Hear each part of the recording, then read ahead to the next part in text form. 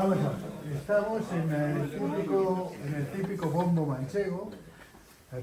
Este evidentemente es un bombo de museo.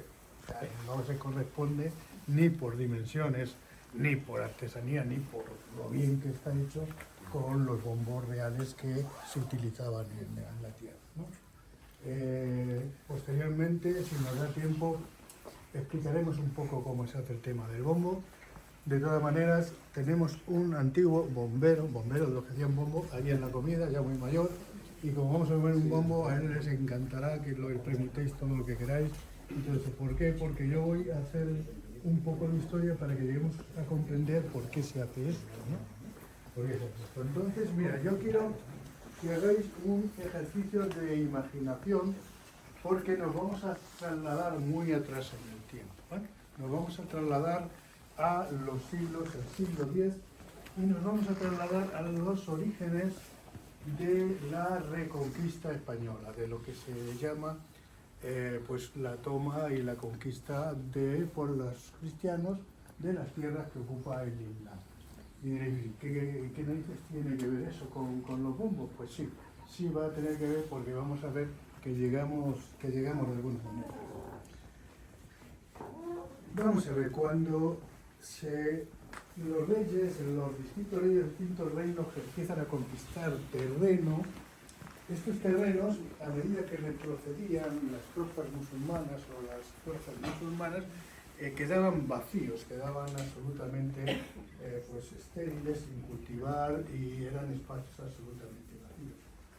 Estos espacios era absolutamente necesario repoblarlos y ponerlos en producción, para alimentar a la gente y para darle vida económica a esos nuevos reinos que se iban ensanchando gracias a la conquista que le estaba haciendo el reino musulmán.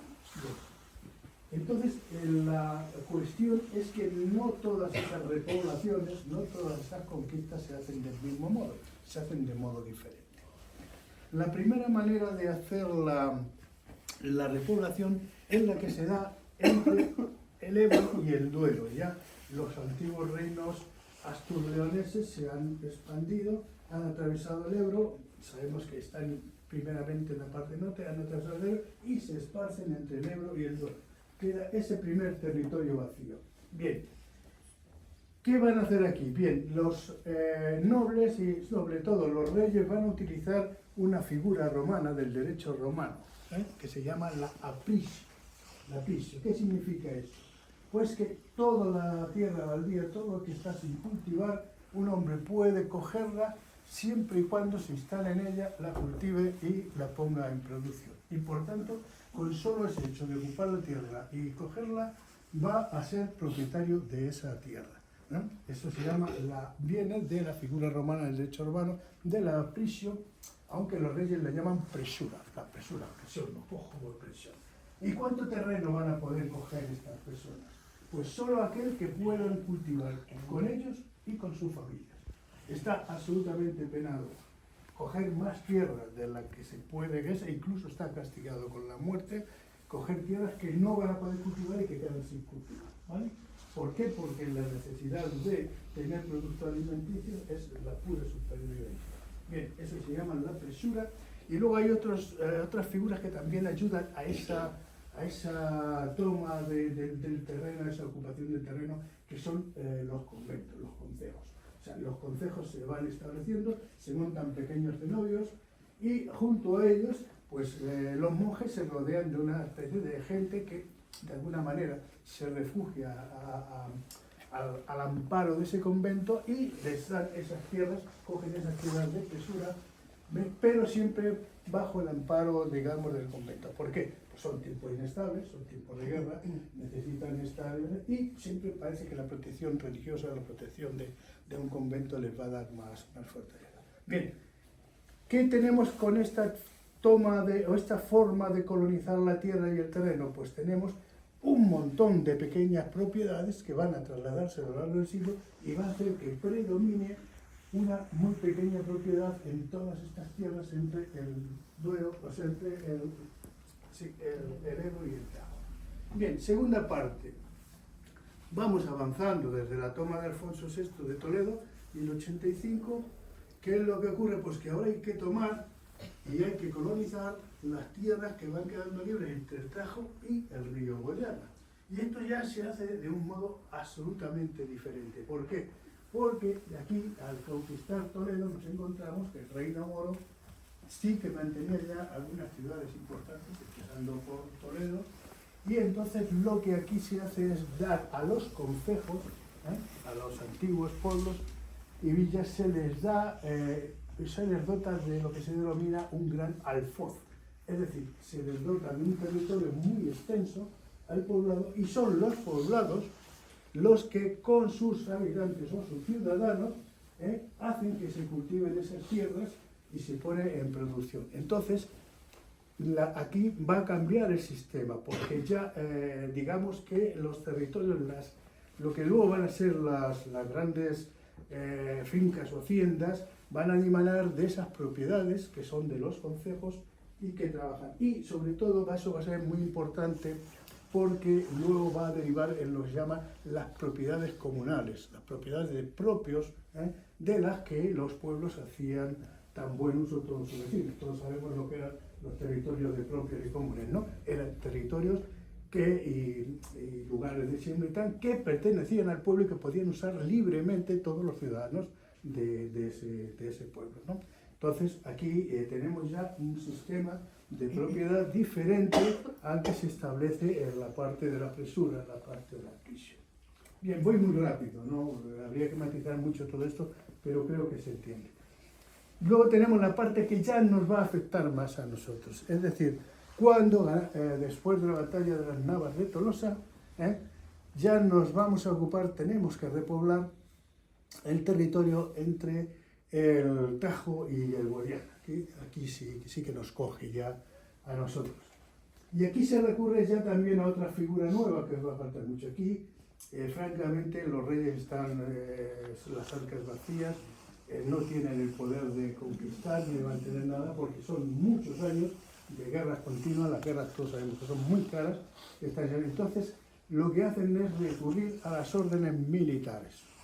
A las órdenes militares, y les dicen las órdenes militares: mira, yo os encomiendo que vosotros hagáis estas repoblaciones, a cambio se os concede unos grandes dominios, unos grandes señoríos que van a ser, o sea, siguen siendo, digamos, teóricamente de propiedad real, pero de hecho y en la realidad van a ser tierras que van a controlar las órdenes militares con auténtico dominio de poder, ¿me entiendes? Ellos dictan normas, leyes, todo lo que tienen que dictar. Bien, las órdenes militares van a repoblar de dos maneras. Van a utilizar también, en una parte, los concejos, donde tienen ciudades o pueblos importantes, van a recurrir al sistema de concejo, es decir, le dicen al concejo: bueno, otorgáis tierras y tal, son tierras comunales, aquí las podéis trabajar, se utilizan un poco, y en otra parte, pues simplemente lo que hacen es fundar pequeñas poblaciones y tal, que van dotando de derechos otorgados por la orden militar para las personas que están en ellos. Estamos hablando de las cartas fueras, de los fueros, de esta gente que va a instalarse aquí. Es decir, yo quiero poblar las Camuñas, entonces ofrezco que a todo ciudadano que quiera venir a colonizar aquí va a tener derecho, va a tener 5 años de exención de impuestos por no sé qué tal, lo que es la carta fuera. Entonces, ¿qué es lo que nos va a caracterizar aquí en La Mancha? Pues nos va a caracterizar un sistema de doble propiedad. Por un lado, la propiedad señorial muy extensa, la propiedad que pertenece a las grandes órdenes militares, y por otro lado, la propiedad concejil que acaba y termina en lo que son luego tierras comunales y tierras ¿Por qué os he querido la del Guadalquivir, ya por acabar, que sepáis que la última se hace a través de la conquista, simple conquista, a través de la nobleza, ¿me entiendes? Son tierras que se conquistan, tierras que se reparten entre los que han intervenido en las grandes batallas, con arreglo al rango que tienen y a la importancia que han tenido. O sea, conquistamos, pero al último lancero le corresponde una huertecita, mientras que, pues, o sea, el alférez real le corresponde. Esa es digamos, la colonización que se hace a partir del Guadalquivir, cuando ya llevamos a los moros aquí a Tarifa, por donde habían entrado, lógicamente, y Algeciras. Bien, pues hemos llegado a lo que nos interesaba para que podamos al final comprender todo esto. Tenemos este sistema de propiedad establecida. Cuando decimos hemos repoblado, hemos conseguido que esto se ponga en producción, parece que tenemos gente. Entonces tenemos una densidad de 6 habitantes por kilómetro cuadrado. Eso es densidades similares a las del desierto del Sáhara en este momento. O sea, quiero decir que con toda la repoblación es un territorio absolutamente vacío y donde tenía algo más de vida porque los sistemas de ganadería con la mezcla, la transhumancia y tal, bueno, pues le dan algo más de movimiento a la economía. Bien, pues si nos ponemos ya, pues eso, a finales del siglo XIII, comienzos del siglo XIV, digamos que lo que tenemos en La Mancha lo tenemos.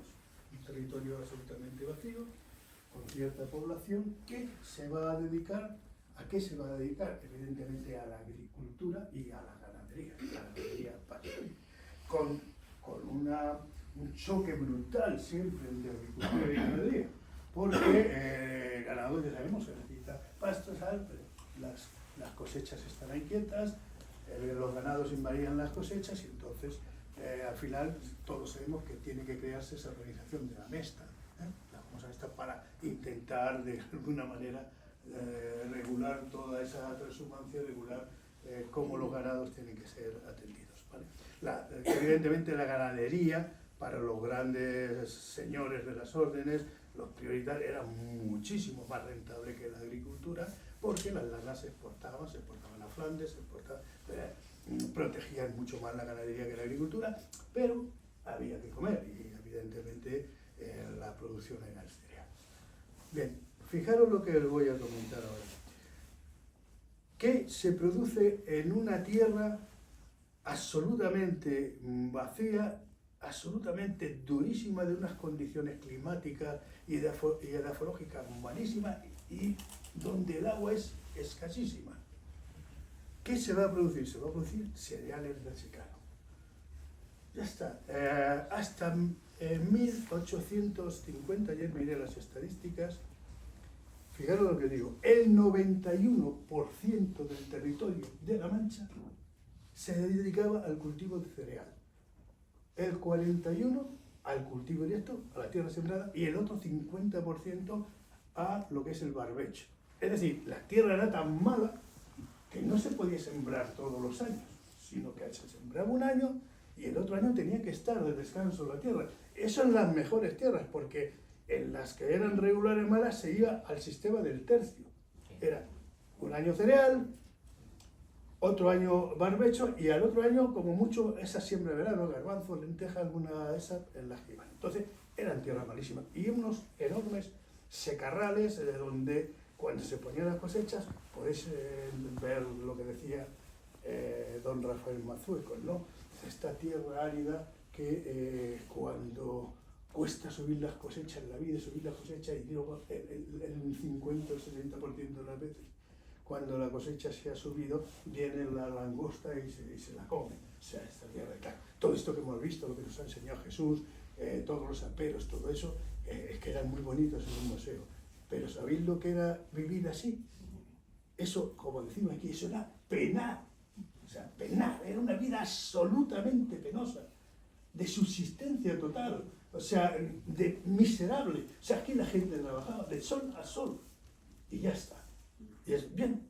Entonces llegamos hasta 1850 prácticamente con un modelo de agricultura que se basa fundamentalmente en el cultivo de cereales, el 91% del territorio, que tiene pues algún huerto, una zona de huerta pequeñísima donde hay agua somera, por ejemplo en Daimiel, y algunos viñedos, muy escasos, unas miles de hectáreas pero miles, hablamos de 1.000, 1.500 hectáreas de viñedos, nada, simbólico prácticamente. 4 siglos de modelo económico en las que se vivía igual generación tras generación desde la cuna al féretro. Es decir, 4 siglos donde el abuelo sabía perfectamente cómo iba a vivir su nieto y su bisnieto. O sea, no iba a variar nada su vida de lo que había sido la suya. Y así pasamos 4 siglos. Primer estadio de la agricultura en La Mancha. Yo la llamé en su momento primera revolución agraria de La Mancha. Revolución por lo que significa de cambio, no porque nos pegáramos tiros, sino revolución de cambio. Es decir, rompemos el modelo que tenía establecido el pueblo moro, porque entonces eran moros, no había que hablar éticamente correcto, y establecemos un modelo agrario prácticamente de subsistencia y así. Llegamos a 1850, segunda mitad del siglo XIX, y ya nos ha hablado Jesús algo de eso. Y va a ocurrir algo trascendental, y es un cúmulo de cosas entre las que vamos a ver. Se da primero la revolución de los transportes, es decir, la instalación de los ferrocarriles, la navegación de vapor, lo que es la industrialización fuera de España. Por otro lado, va a producirse la gran epidemia de filosera en Francia, y hay otra cosa que en este momento pues la tengo delante, ya vendrá. Entonces, ¿qué es lo que significa? Pues así, esa revolución de los transportes lo que va a crear es la gran crisis, la enorme crisis del cereal. Fijaros que decimos que llevamos 4 siglos viviendo del cereal y del poco ganado, pero ese cereal se autoconsume porque era muy difícil sacarlo a otras periferias. Lo sacaban en Castilla la Nueva a través del Canal de Castilla, el puerto de Santander, y le distribuían por cabotaje a los puertos valencianos y tal, muy costoso, costaba 3 o 4 veces más transportar la cosecha que criarla, pero nosotros no, nosotros lo hacíamos, era autoconsumo, o mucho lo trasladábamos de un pueblo a otro. Pero ¿qué pasa?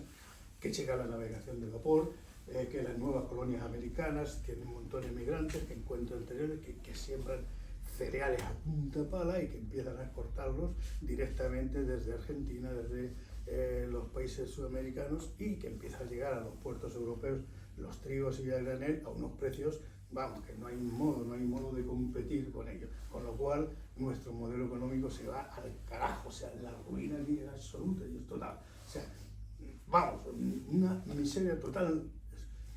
¿Qué es lo que nos va a salvar? Pues nos va a salvar de alguna manera esa epidemia de filosera en Francia. ¿Qué es la filosera? Pues un bichito que está infectando las viñas americanas.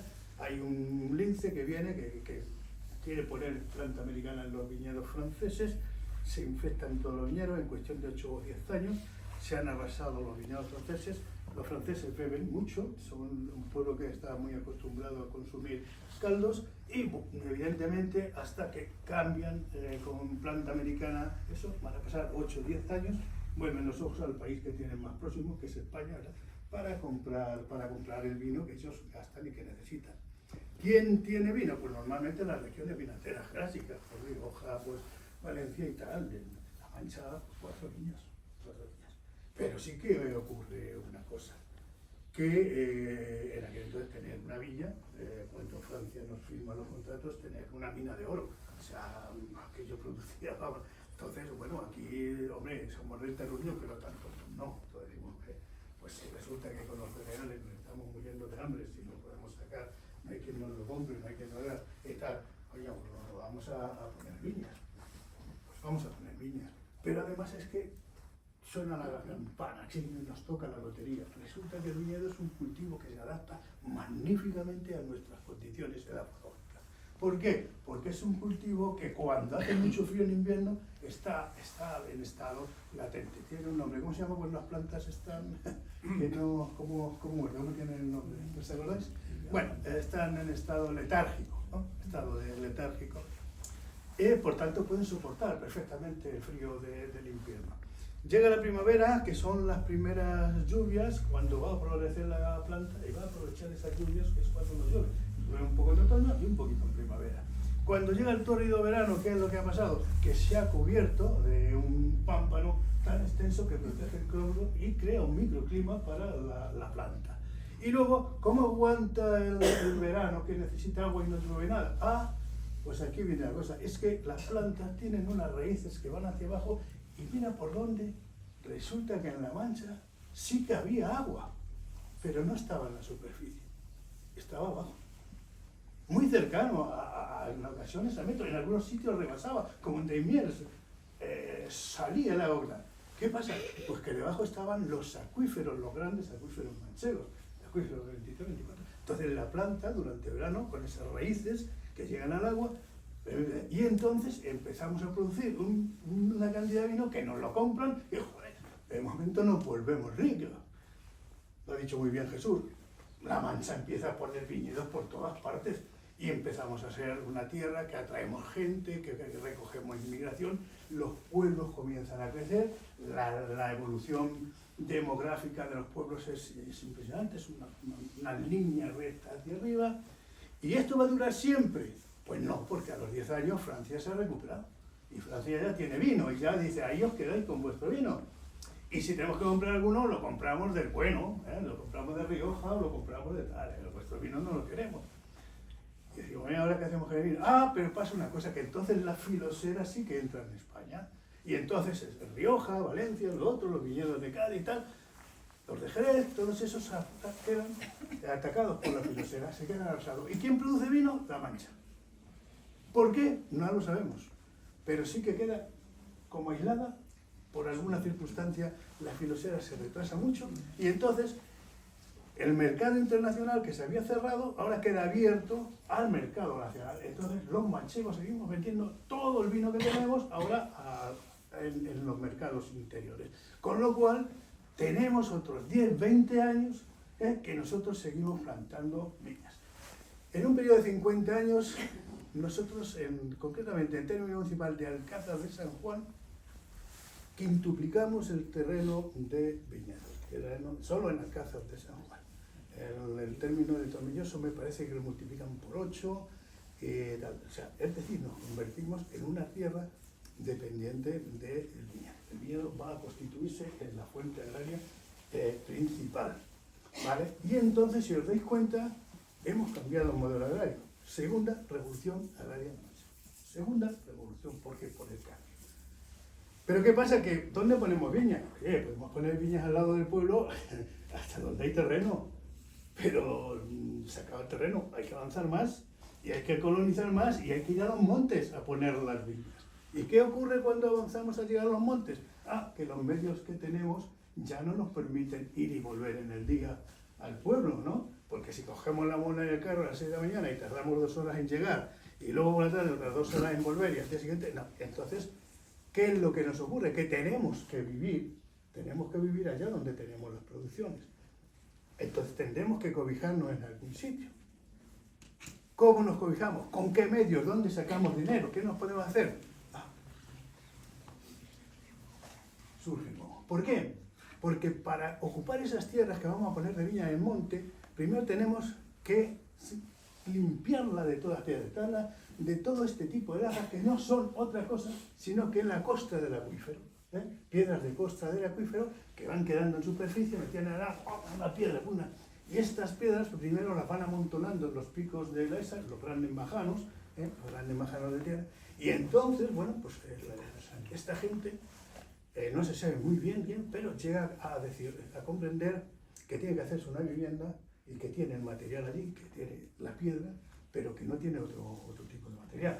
Entonces, tiene que reproducir estas técnicas, que realmente son técnicas neolíticas, y utilizar la piedra para construirse estos bombos, donde durante toda la semana de trabajo se van a refugiar los animales y ellos, ¿no?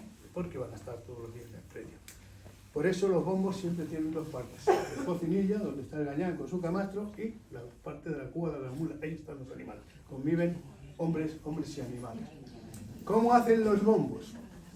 Hay 2 teorías. El bombo muy pequeño, pues se hace una pared y hasta, digamos, una altura de 1,5 metros y tal, y a partir del 1,5 metros, las hiladas de piedra se van sacando un poquito. Disculpad, pero la cocinilla sí me la podéis ocupar. Pero aquí todo el tiempo no se puede estar porque llegan visitas y hay que entrar. Acabamos en 5 minutos, si no importa. Terminar que... Vale. Bien, pues se ocupan esas piedras, se van volando las hiladas cada vez más cortas, de manera que se va cerrando la cúpula. En este bombo tal y en los mayores, para que esas hiladas, a pesar de eso, no se vengan abajo, lo que se va haciendo también es echar casquijo, como dicen ellos, que es piedra pequeña, sobre estas hiladas, de manera que contrapesan para evitar que se hundan y al final logran esta falsa cúpula y constituyen ese modelo de vivienda, o sea que es el que van a utilizar. Sin embargo, en las otras zonas de La Mancha, donde no tenemos esto, recurrimos a las famosas quinterías, ¿no? Que es la típica casa, de dos paredes, un tejado de dos aguas, y en el que convive el hombre y los animales. Bien, pues esa es la, digamos, la segunda revolución agraria, que nos va a servir hasta prácticamente final de la Guerra Civil, años 40, donde ya todos los viñedos están recuperados, donde no hay modo de sacar las producciones de vino de La Mancha. Que me fastidia tener que ir a tu trabajo porque esto da para mucho más, ¿no? Bien, hay una crisis de vino, en La Mancha, y la gente, ¿qué es lo que hace? Pues empieza a marcharse. Años 50, años 60. Los grandes polos, primero los países europeos, después de la Guerra Mundial, que demandan muchísima gente para reconstruirlos, Alemania y tal, pues mucha gente migra a esos países, y luego posteriormente los polos industriales que empiezan a ser nacientes en España, años 60, Madrid, Bilbao, Cataluña, la gente va. Esto se empieza a quedar vacío, ¿no? Y los pueblos, esa línea que teníamos ascendente empieza a descender rápidamente. Y claro, las autoridades del momento dicen, hay que hacer algo, hay que parar esa migración, ¿no? Porque además los pueblos producen el modo de comer y tal. Y entonces llega otro cerebro y dice, pero no, es que no nos damos cuenta que nosotros tenemos un mar de agua bajo los pies. Ya está, si lo tenemos muy claro, el pocito, y nos ponemos a regar y la leche, esto va a ser la leche. Y efectivamente, eso es lo que hace. Tercera revolución agraria, tercer nuevo modelo económico en La Mancha. ¿Y cómo se hace eso? Primero con los planes, con los grandes planes gubernamentales, ¿no? Los poblados de colonización, estilo pues, Granos de Caudillo, estilo todos estos pueblos que conocemos, Herrera, todo esto. No, Herrera es el presidio, ¿no? 5 casas, sí, quería decir.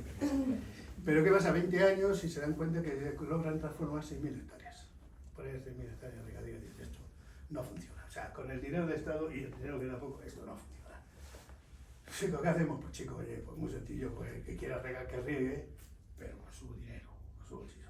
Reúnen en el año 72 en sindicatos en Ciudad Real, en el sindicato vertical, a todo el que salga de la agricultura en la zona manchega de Ciudad Real. Se trae un elenco de autoridades impresionantes, desde técnicos de riegos, desde personal de minas, desde personal del INME, hasta gente de la ONU, expertos en desarrollo agrario de la ONU, y lo que se les dice a la gente de mire ustedes tienen agua muy tapada, que lo único que tienen que hacer es un pozo, ponerse a regar y ya está, la profesional está delante.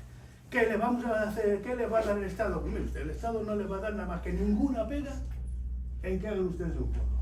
Van a tener las concesiones conforme usted quiere hacer un pozo, pide la concesión, mañana tiene su concesión de agua y punto pelota. Pues oye, al principio unos pocos se lanzan, hacen su pocito y joder, hacen una mina, la revolución verde, multiplica por 5 la cosecha. Y llega el de al lado y dice, yo también. Y eso es bueno.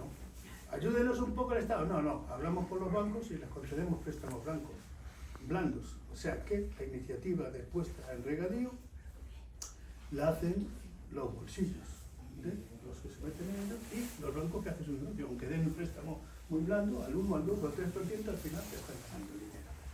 Y aquí en cuestión de 15 años, pues las hectáreas de regadío se multiplican igual.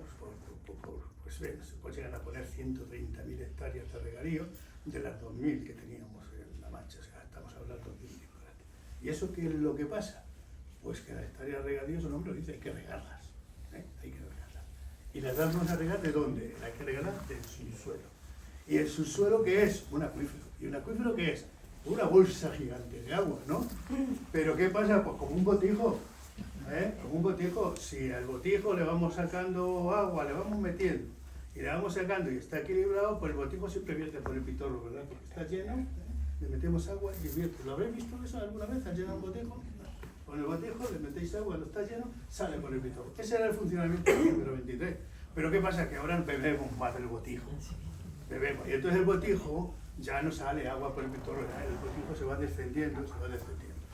Y eso es lo que nos ha ocurrido.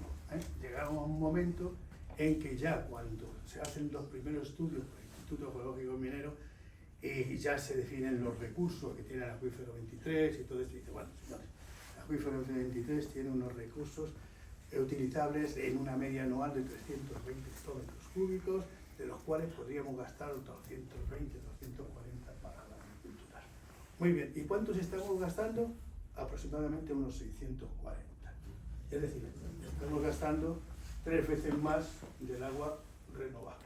¿Y eso qué es lo que hace? Pues que el acuífero se gasta y se va para abajo. Y eso produce unos efectos en el medio ambiente manchego impresionantes.